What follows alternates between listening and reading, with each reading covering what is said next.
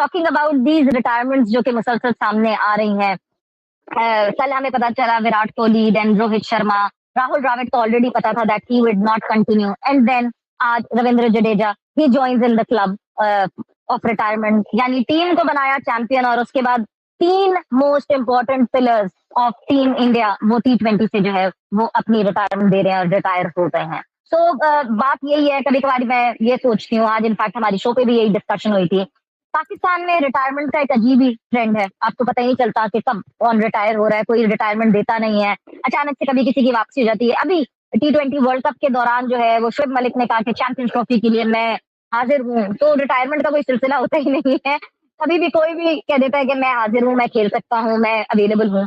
तो बड़ा एक सीखने वाला, आप सीखना चाहें तो आप किसी से भी सीख सकते हैं, और क्यों ना सीखें, हम ऑस्ट्रेलिया का सेटअप अपने पास उठा के ले आते हैं जिनसे हम बिल्कुल मैच नहीं करते।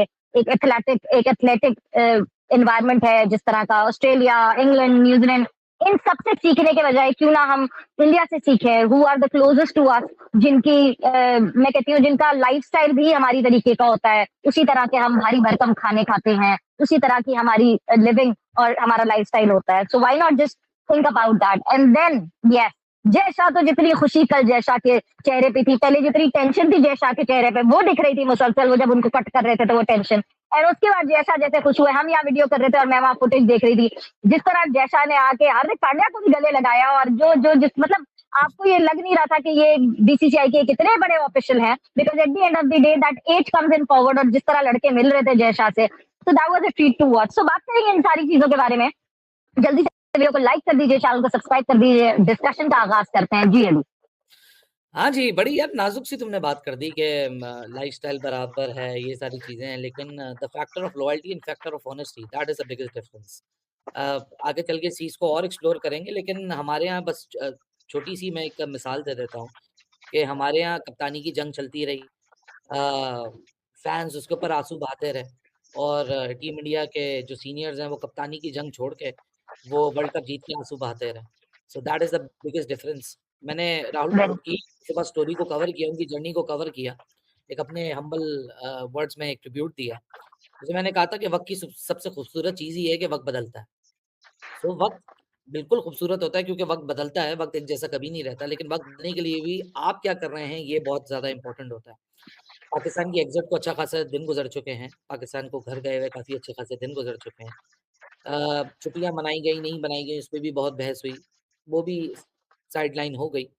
लेकिन इस वक़्त सर्जरी ना होने को है और सिर्फ़ महज़ इस वक़्त बातें हैं, और आगे का विज़न उतना ही ब्लर्ड है, उतना ही विदाउट एनी क्लैरिटी है जितना आज से 2 महीने पहले था, या आज से 2 साल पहले था, या आज से 4 साल पहले था।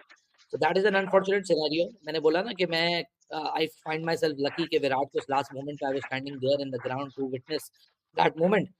लेकिन कभी-कभार आई एन्वी दैट फीलिंग कि यार how a team can built up on principles. वो किस तरह अपने वैल्यूज़ को ऑनर करते हुए जब वो क्रिकेट खेलते हैं, क्योंकि क्रिकेट हमारी ज़िंदगी का एक हिस्सा है। ये एक स्पोर्ट ज़रूर है, बट ये हमारी ज़िंदगी से ज़्यादा दूर नहीं है। तो जब आप अपनी वैल्यूज़ पे सौदा नहीं करते, आप अपने प्रिंसिपल्स को कॉम्प्रोमाइज़ नहीं करते, अपनी ऑनेस्टी, अपनी डेडिकेशन को अंड अनपैरेलल तरीके से इन्वेस्ट करते हैं टुवर्ड्स अ गोल, इवेंचुअली आपको ज़रूर मिलती है। कभी-कभार आप चूक जाते हैं। अब आप यही देखिए ना कि वैलिडेशन एक सिल्वरवेयर की वैलिडेशन है ना, वरना तो यही कप्तान, यही कोच ने आपको WTC फाइनल खिलवाया, अनसक्सेसफुल रहे। यही कप्तान, यही कोच ने आपको डिफीटेड होके ओडीआई वर्ल्ड कप खिलवाया का फाइनल खिलवाया, नहीं जीत सके, नहीं मिली वो validation. But at the end of the day this silverware matters. Second पे कौन आया किसी को याद नहीं रहा, फर्स्ट पे कौन आया सबको ये याद रहा। हम बहुत बात करते हैं कि जी हमने भी 2022 का फाइनल खेला था। फाइनल खेला था, शायद उस मोमेंट के लिए इम्पोर्टेंट होता है, लेकिन आगे वो इर्रेलेवेंट होता है। इंडिया ने WTC खेला, नहीं जीता, दो दफा इर्रेलेवेंट। खेला, एक दफा भी नहीं। इंडिया ने ओडीआई वर्ल्ड कप फाइनल खेला, नहीं जीता, इर्रेलेवेंट। इंडिया ने T20 वर्ल्ड कप फाइनल खेला, जीता, relevant. Not only relevant for the current moment, but it will be relevant for the multiple generations to come. Kapil Dev बिल्कुल ने 83 में वर्ल्ड कप जीता, 2007 तक कोई और कप नहीं आया। धोनी ने वो जीता, धोनी एक ऐसा किस्मत वाला कप्तान था, 7 के बाद 11, 11 के बाद 13, तीनों फॉर्मेट की बैक टू बैक उसने ट्रॉफीज इंडिया के नाम करा दी within the span of 5 years. उसके बाद एक तवील 11 साल का इंतजार था, और 11 साल के इंतजार के बाद Rohit Sharma who came as a young boy in the same format, and he is going as a grown-up man in the same format. He came as a young boy with a trophy in his hand. He's living as a young man with a trophy in his hand. So life comes back in full circle for Rohit Sharma. बहुत कुछ सीखने को है सवेरा India के vision से, team India के vision से. आप देखिए टीम इंडिया अगले महीने जिम्बाब्वे जा रही है. एक नए कप्तान को लेके एक नई शुरुआत कर रही है. राहुल द्रविड़ ने एग्जिट करते हुए बोला कि टीम को बनने में 2 साल लगते हैं. 2 साल पहले जब 3 साल पहले आए थे तो उस वक़्त ये छोटी-छोटी चॉप एंड चेंजेस करते रहे. गलतियाँ हुई, दोबारा ड्राइंग बोर्ड पे गए, फिर सही किया, फिर गलतियाँ आइडेंटिफ़ाई की, फिर दोबारा ड्राइंग बोर्ड पे गए, स्क्रैप किया, देन मूव फॉरवर्ड और eventually came to a point where they are the world champions right now and everybody is praising them. Everything becomes irrelevant.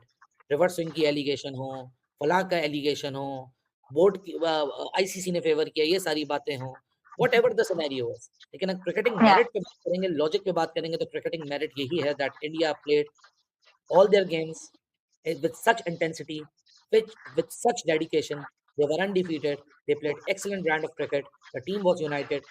Individuals delivered, and they delivered for only one mission and one goal that they want to be the world champions. And here they are. Imagine the undefeated champions because एक भी match ना हारना इस पूरे tournament में अलग अलग conditions में यूएसए में खेलना उसके बाद यहाँ वेस्ट इंडीज पे आके अलग अलग कंडीशंस में अपने आप को अप्लाई करना दैट सेज अ लॉट.